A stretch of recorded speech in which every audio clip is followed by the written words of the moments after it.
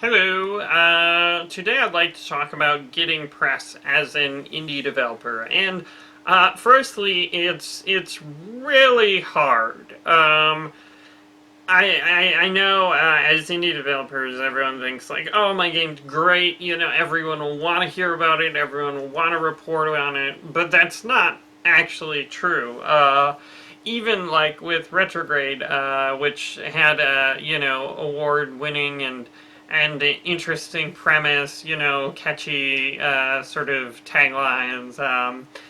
It seems like something that game reporters will want to report on, but I mean, we had really tough time getting any sort of press for it, and I mean, like, even reviews were like, here's a free copy of the game, can you just do a review for it? And some websites are like, nope, don't care, we don't have time for I guess reviews take time, a lot of time, I don't know, but they just didn't have the time for the reviewers to look at it. And so, I mean, with Neverending Nightmares, obviously I learned a lot from doing Retrograde, and I think I'm doing a lot of things better. And so I guess to some extent this is in reaction to, there's an interesting talk by John Polson, who's a great guy, at the what is it called? The Vancouver Indie Summit or something.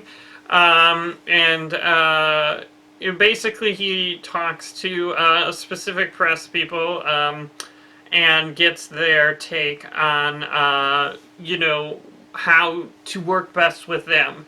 And the point that he really stresses is that each person in the press is an individual and has different preferences, and as a game developer, it's best to approach that press person and, based on their interests and stuff. And so, I was actually cited as an example.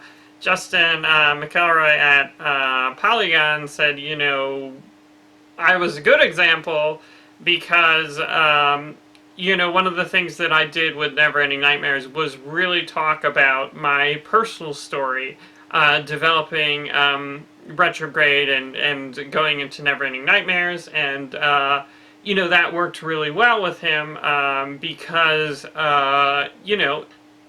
it's an interesting. I have interesting things to say, I guess, an interesting life. I don't know. He said something much better. You should watch that. I don't know why you're watching me paraphrase something someone said about me, but I don't know. I'm losing my mind here with the levels of abstraction. But anyway, I guess maybe I'm just don't like talking about myself. Don't like talking myself up.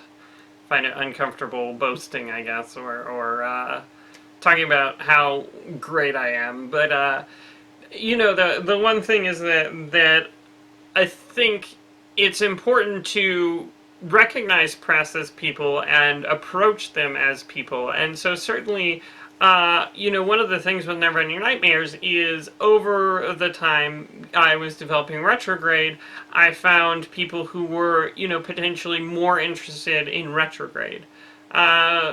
So I kept, talking to them. If I wanted to talk to someone at a certain website, I would talk to the person that previously expressed interest, and that maybe recognized my name, and so that's really helped, and that's sort of how I got to the point where I was really sharing all this personal stuff with Justin, is because when he was at Joystick, he was interested in Retrograde, and so I would send him the links, and he would post them, and or at least post the good ones. I mean, sometimes you hit up the press with all these announcements and they only run a few things. But I mean, I think to some extent, like, you got to realize that the press is only going to run a small portion of what you consider press-worthy. And so that's it's tough. I mean, unless you have like a super media darling game like Fez, I think if you say like, oh, here's a new video, here's a new trailer, here's a new release date, here's a new whatever, there's a good chance they won't run it. But if you have a personal relationship with someone in the press, then there's a better chance that they'll pay attention. And so I think this worked really well for me on the Neverending Nightmares Kickstarter. Is normally you get one post per Kickstarter at a website, but we managed to get several posts on Polygon, and I think a few on Joystick, maybe even more on Joystick, because there were a couple of people at each website that was really invested in our project, that wanted to see us succeed, and so that was hugely successful. So I'd like to thank the press for helping me, get the funding to make Neverending Nightmares. But I think, when finding someone who will be receptive to your game, it's a challenge, and it's something I spend a lot of time on. And so, like yesterday, well, we're showing at PAX, and so yesterday I sort of recognized the websites that I thought were most important to cover at PAX. And then I spent a lot of time writing a personalized email to people at each website. And so if I knew someone at a website, it was a lot easier. And even when I know some people at a website, they still don't always get back to me. They're busy. I'm sure they know a lot of people. But like the other thing I would do, and sort of this goes back to what John Polson was saying, is that I almost cyberstalk the reporters. So we get a press list for PAX. So let's say, well, for example, PC Gamer. PC Gamer, I don't think we've been covered by PC Gamer. Previously, Retrograde, we were more of like a PlayStation 3 thing. So, I know more people in, I guess, the console space. But PC Gamer seems like a good place for a game that's coming out on Steam, hopefully at the end of September. So, I wanted to establish a relationship with someone there. And so,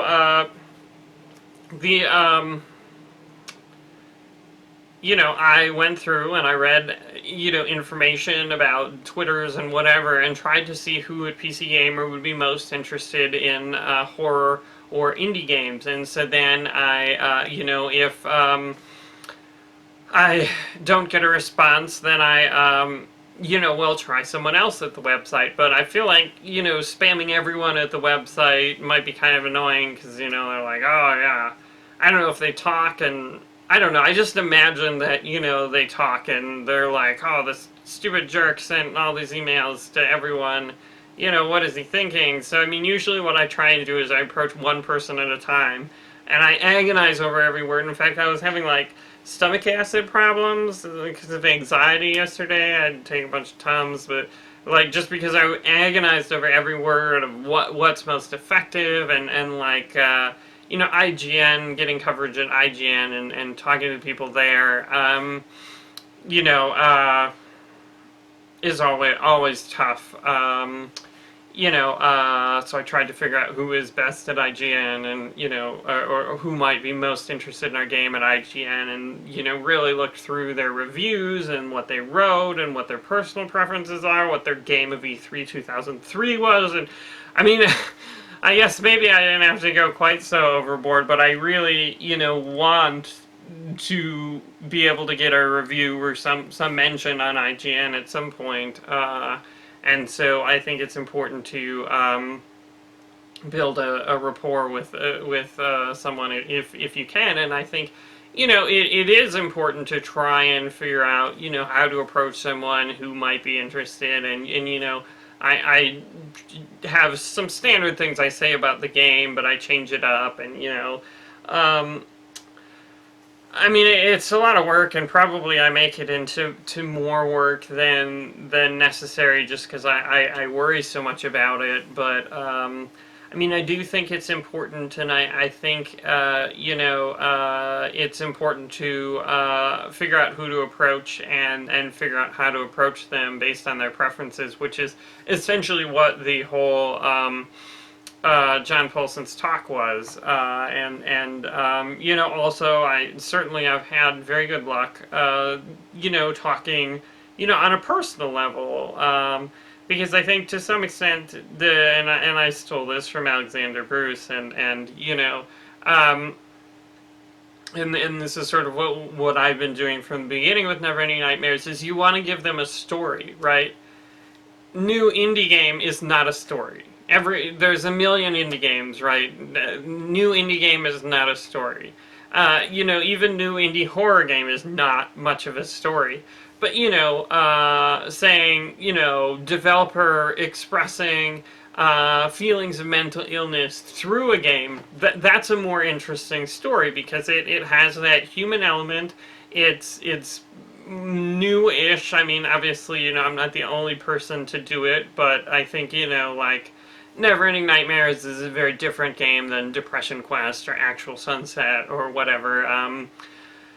Uh, so I think that you really have to figure out how are you going to sell your game, and I think, all these other different things, is your development team living in a house and only eating ramen, right? Maybe they are, right? Like, are you developing the game with your childhood best friend, that you went to first grade with, who defended you from a bully or something like that? Like, that's a good story. I'd read that story. I don't know if it's true. Maybe you should just no, don't make it up. But I'm just saying you gotta find something, that you can present about your game that no one else can present. And I think that's what we've been doing with Neverending Nightmares, and it's still hard.